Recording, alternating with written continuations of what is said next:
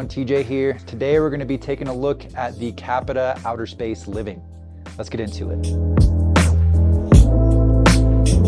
All right, real quick for reference before I jump into the tech, I'm 5'10", I weigh around 155 pounds, and I rode this snowboard in a 156. And the Outerspace Living is going to be an all-mountain freestyle focused board on the CAPiTA lineup, designed to be versatile and fun for exploring the entire resort. It is a directional twin, so it actually has a true twin outline, but a half-inch setback. So at the reference stance, the insert pack is shifted half an inch closer to the tail, shifting your weight a little bit further back. That's the only directional feature in this snowboard and is what makes it a directional twin, but the overall outline of the board and the flex is gonna be true twin. You're gonna find a camber dominant profile in this snowboard. It runs their Resort V3 profile. So it is a hybrid camber, positive camber through the main body, the snowboard running a little bit out past the insert packs, where it transitions to reverse camber out into the tips. So you're gonna get that camber dominant feel out of the snowboard. It's gonna be more stable underfoot, but you're gonna get the benefits of reverse camber in the tips, helping to make the board a little bit more pressable, a little bit more catch free, and a little bit easier to initiate turns with. You're gonna find some additives built into this snowboard as well, some carbon fiber and aramid fiber additives. So carbon and aramid woven together. Aramid fiber is the same kind of material that bulletproof vests are made out of. So a very durable material and gonna help offer more energy and dampening to the overall feel of the snowboard.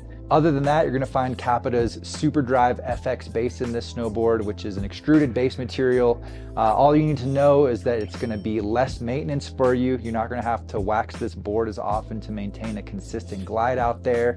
And it's gonna hold up a little bit better with at-home repairs. PTEX is gonna hold into this base a little bit easier compared to a sintered base. And that's it for a quick tech breakdown. Let's jump into some feedback on how this thing feels out on snow.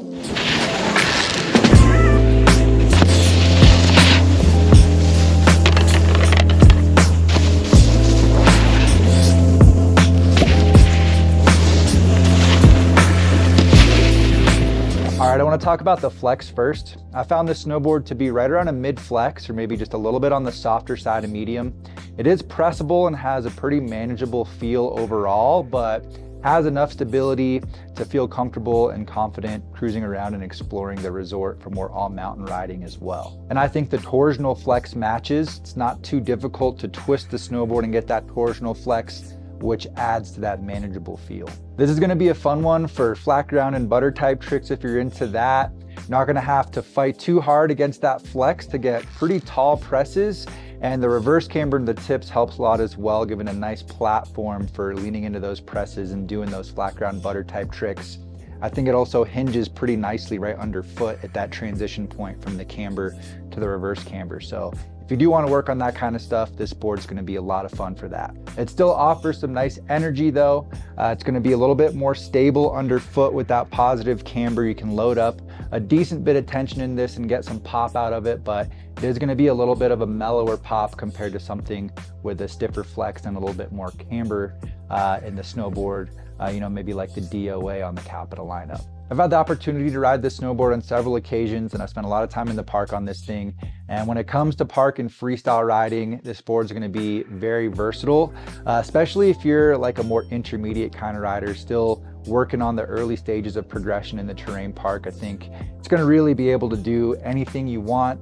It's gonna be pressable. You can work on those more technical tricks, but still gonna have this ability to hit a little bit larger jumps and start working on spins and things like that.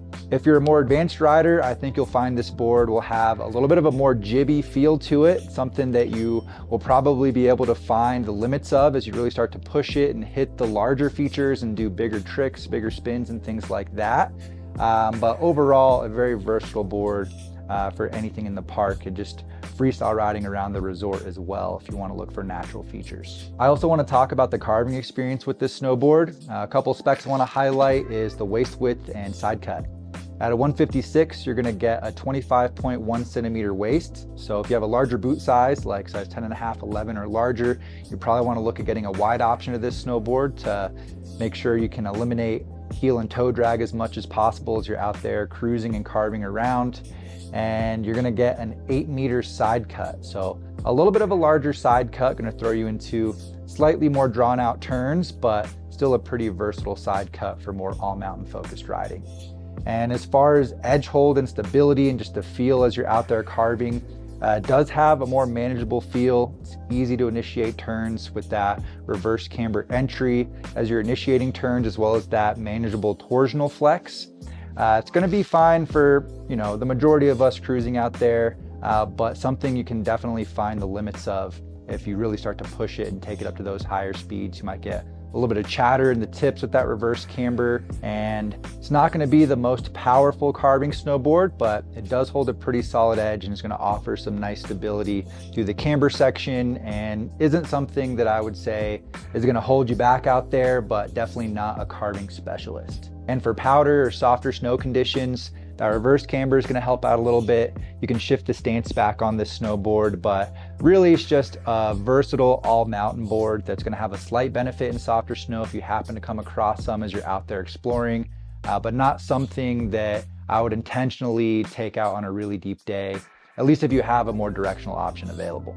Overall, for me, the biggest highlights I found in the Outerspace Living is the overall versatility you're gonna get out of this snowboard, while still being a pressable, fun, freestyle-y kind of board as well. So if you're a more intermediate rider looking for a one board solution to explore the whole resort and have a nice capable feel for all that kind of stuff, whether you're cruising groomers, getting in the trees, or doing park laps, this is gonna be a good option. Or if you're a more advanced rider that wants that versatile board with a more manageable feel, you don't need that high level stability for more free ride kind of riding, this is going to be a really fun one as well. So if that sounds like something you're interested in, check out the CAPiTA Outerspace Living. I'm gonna have this snowboard linked down in the description below if you want to read a little bit more about it. Drop any questions you have for me down in the comments, and please drop a like on the video if you got some value. Subscribe to the channel if you're new here. I appreciate all of you guys. Thank you for watching today, and I'll see you in a new one next time.